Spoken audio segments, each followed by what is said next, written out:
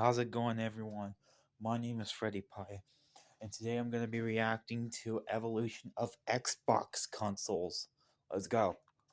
I have just bought every single Xbox console ever for a TV from the time of each one's release, and even the same game on all of them. So let's see how the entire gaming experience has leveled up. When the original Xbox hit the stores all the way back in 2001, it hit hard. Gamers were shocked. Yeah, the original Xbox came out in 2001. Japanese giants of Nintendo and Sony, who at this point had long established their dominance over the console gaming market. It just sounded like a recipe for disaster, but there was a limit to the madness. See, while Microsoft had no experience with consoles, they basically ran the world of PC gaming at the time, thanks to Windows' extremely developer-friendly DirectX app programming interface. But they saw a threat on the horizon with the announcement that Sony's PlayStation 2 was going to be able to play DVDs and CDs as well as games. Microsoft CEO Bill Gates realized that sooner or later, home consoles were going to overtake the PC as the all-in-one media device, and so they had to act fast and release one of their own if they wanted to stay relevant.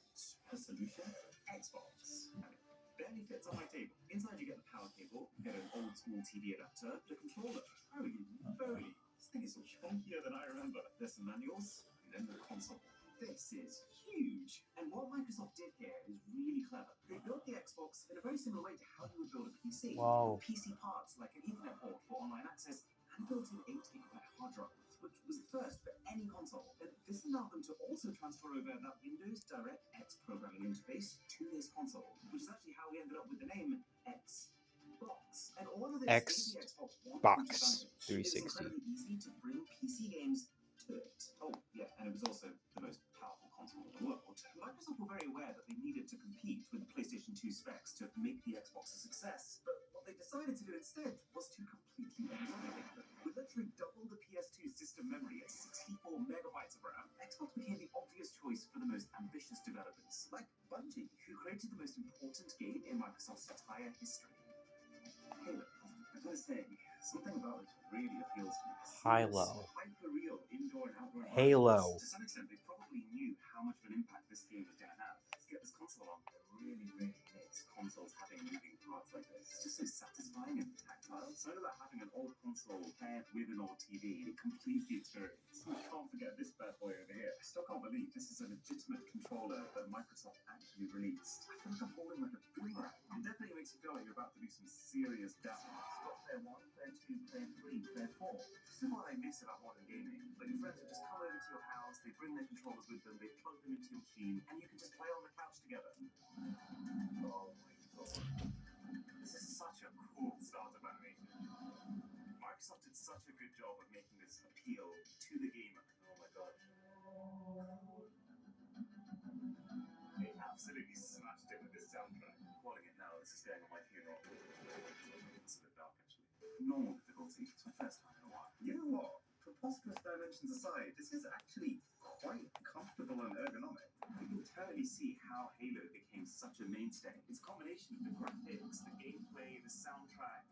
This is way before any kind of motion smoothing tech, so it definitely feels just a little bit laggy compared to modern games. The rumble on the control is fantastic. I remember how cool people found it when you could see the number of bullets left on the gun itself. It shows every single individual bullet that I had in my magazine, and it's all surprisingly legible. The reflections on the gun are really impressive, and then this would like blow people's minds. You press the white button on top, and that becomes a flash. Oh yeah, then you can also go up close and punch them. And it's just as overpowered as it is today. Oh, I'm dead! R.I.P. The original Xbox went on to sell 24 million units in its lifetime, handily beating Nintendo's GameCube to cement Microsoft as one of gaming's big three players, just after their first console. The crazy thing is, though, that despite those sales, Microsoft actually made a loss of $4 billion on the Xbox, just because it was that expensive to produce. They weren't worried. The Xbox had served its purpose of building the foundations of what would become a complete game changer, the Xbox 360. Now, that's my boy. The normal thing and call it the Xbox 2. Well, this is around the time when Sony was launching their PlayStation 3. And so instead of making it seem like they were still on 2 and lagging a generation behind, Microsoft decided to just scrap the numbering system and focus on how this Xbox put the user at the center. Get it? Like 360? The process of actually trying to get a brand new sealed one of these actually insane. I mean, you can see the entire box is falling apart because it's so old and also probably not stored very well. So, the console's on top this time, there's a few manuals, and then 2 compartments. buttons, after which you get absolutely assaulted by accessories. I had no idea there was an Xbox TV remote, and a wall adapter, Ethernet cable for internet, a headset included in the box. Nice. The TV display cable, a frankly enormous power supply, and then the classic controller. Wow, this is noticeably trimmed down versus its predecessor. It's definitely lost a little bit of that core gamer personality that the first Xbox had, but you can see why they've done it. Everything about this is way more streamlined, from the sleeker shape of both the console and the controller, to the fact that the massive X branding has basically disappeared, all serving the goal of making it a more appealing home media device that even non-gamers would want, which I guess also explains this funny media control remote. The 360 dwarfed its predecessor in the specs department, at roughly 8 times the raw processing power, with 512 megabytes of RAM, helping it to display far more graphically intensive games natively at 720p resolution. Being a PC company first, Microsoft was far more experienced than Sony and Nintendo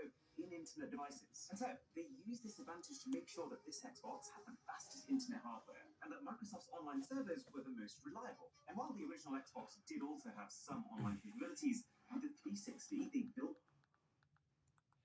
on. It's so cool seeing that green disc slowly pulse to life. Disc. It is not a quiet machine though. I've owned several room fans that make less noise than that.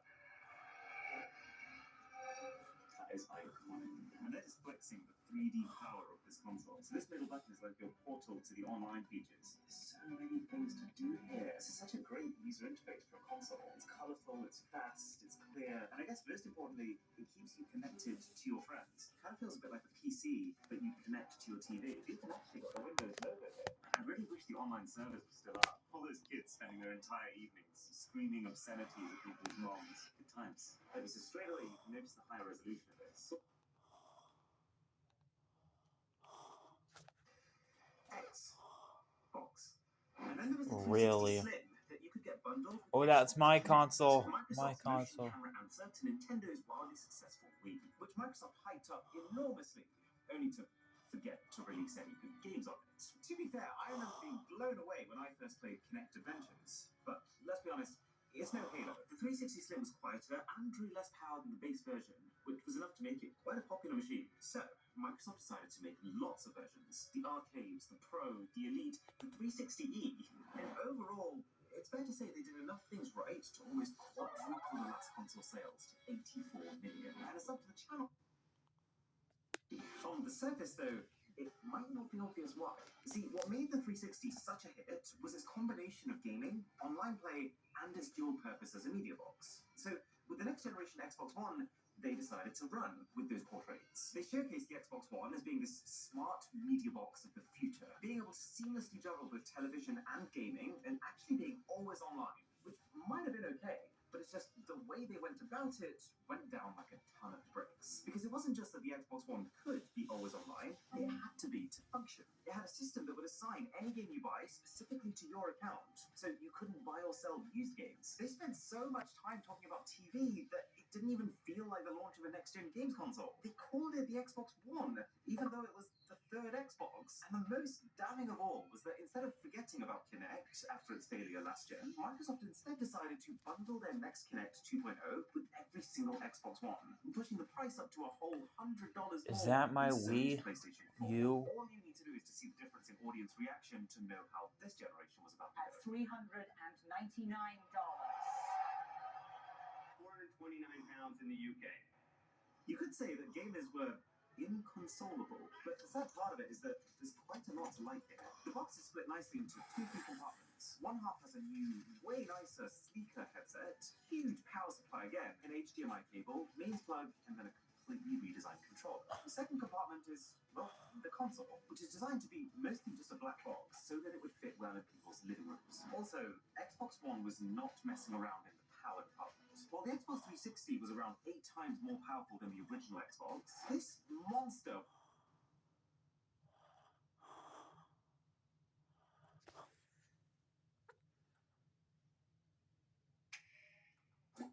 when you decide to step up to this kind of play, this kind of fun, this kind of experience.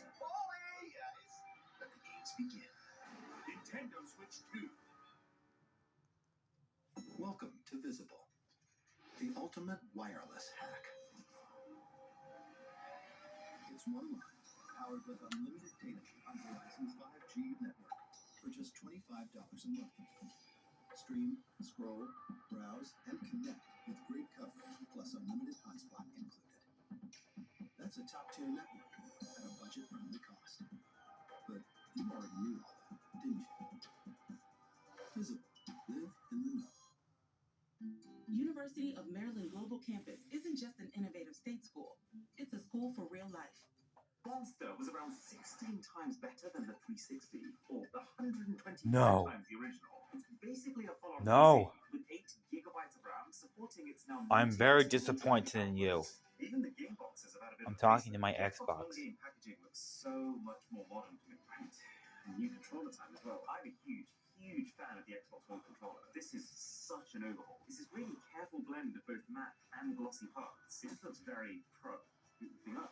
Notice how the Xbox logo is now white instead of green. They're really trying to tone down the "we are just for gamers" messaging. The home screen is vastly different to what shipped on the Xbox 360. That's actually in part because Microsoft played around with a lot of different user interfaces on the 360 before eventually settling with this tile-like design for the Xbox One, which does feel semi-inspired by Windows 10. I always wanted to feel a little bit more like a console, less like a computer. Do you feel like the load times of everything have gotten longer from the last gen? Got a way more sophisticated menu to create your avatar with. You can even see the shine on the face. It's pretty impressive. This is definitely the era of the connected game. The difference is crazy. I mean, straight away it's running at 60 frames per second for the first time. There's absolutely no way that the Xbox 360 could render that many things at one time. And they've also finally added in those modern day staples like clicking down the analog stick to sprint or being able to scope in.